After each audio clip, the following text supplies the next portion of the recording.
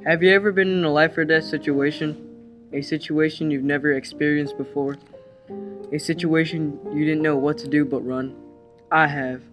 Tremont, Tennessee, March 9, 2011. I was as vigilant as a deer, regularly watching out for everything, thinking of all the possible outcomes. I always knew that if you were careful enough and was cautious, then it was almost impossible to get hurt or do something wrong. However, when I would be doing something fun or just being bored, I'd let my guard down and I don't think as good or use common sense as much. This causes something bad to happen, whether it's dramatically bad or just a pushover. Usually when I'm by myself and walking the streets or something, I'd always be extraordinarily watchful. You wouldn't know what could happen or when it happened. There are thousands of possibilities for someone to die. Our expedition to Tremont, Tennessee.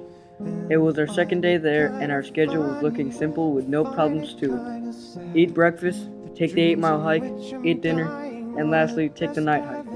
Our checkpoint was a high ridge. On our way there, we got to witness a mama bear and her 2 cubs.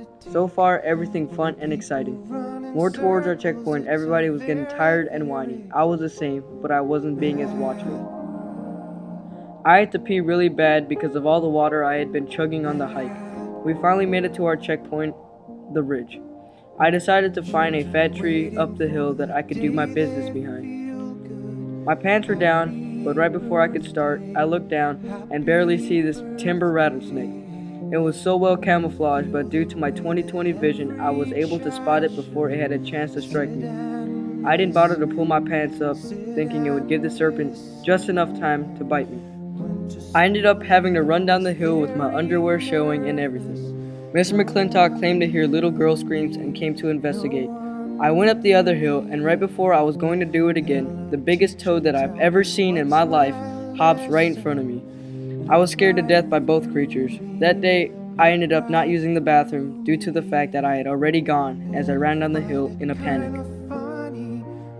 After this frightful event, I learned that you should always be alert of your surroundings no matter what, even if you are bored or having too much fun. Now, my life is about looking up, down, and all around. I feel as if this happening made me stronger knowing that I was in a life or death situation.